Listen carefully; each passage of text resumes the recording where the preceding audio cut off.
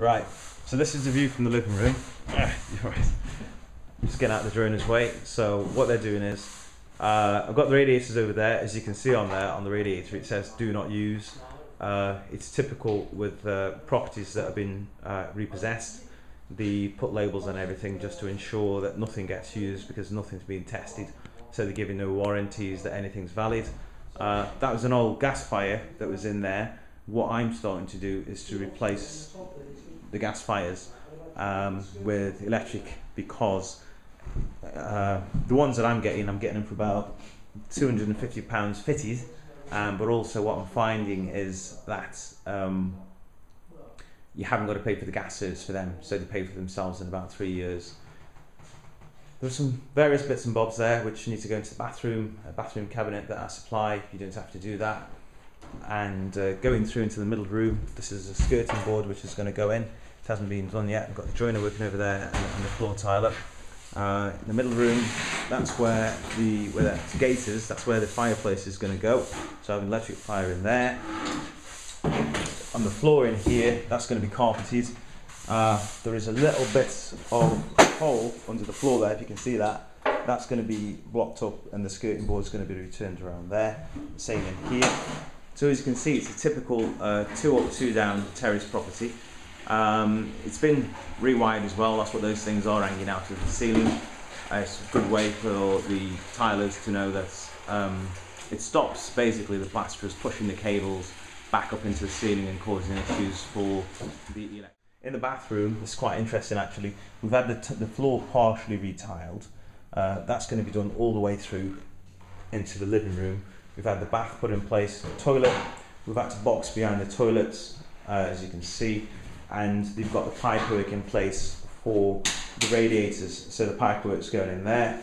And what we have is we've had the walls tiled as well around the door frame. As you can see, I'm going a bit quick there, all the way down.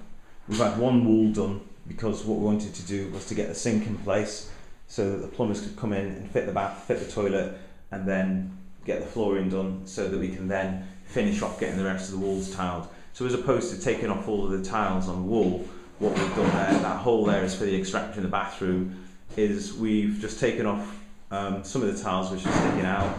That was like a fancy border that went around. And then looking at the bath there, so we're going to tile down to the bath to get a good seal.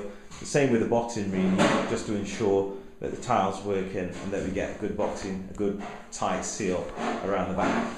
So we've tiled around there, we're going to tile around there, all that's going to be tiled. So the next week or so, that's all going to be done. Also again, it's going to be a new light fitting going in here and a door going. Go back into the kitchen, you can see there that the pipes have been taken through for the heating, which is going to go through to the boiler. The boiler's going to go in here, and we'll come back to that in the next week or so. And we've got in here the kitchen, and this is all this floor is going to be tiled. Yeah, some would say it's usual to get all the tiling done before the fitted units go in. What we've done is we've just adjusted the height of the units, and so that will allow for the thickness of the floor tiles. It was one of these where we're trying to coordinate getting trades in, and sometimes it isn't possible to get everything we want. What we're going to do is we're going to store some of the tiles which go on the floor under the units, so that in future, if we do change the units, we've got the floor tiles to make up the flooring. On a previous job I did, we managed to get it the other way around, but due to time restrictions and trades being busy, the good trades being busy that is, and that's always a good sign, but there's a compromise, because if they are busy, you're going to find that getting them in and scheduling everything can be quite tricky nonetheless. So that's what we're doing there. So this is the kitchen floor which is going in. The tiler's got all his gear here, so he's ready to start tiling. So I'm going to end this bit, just look at the loft hatch, and then after that we will have a look upstairs.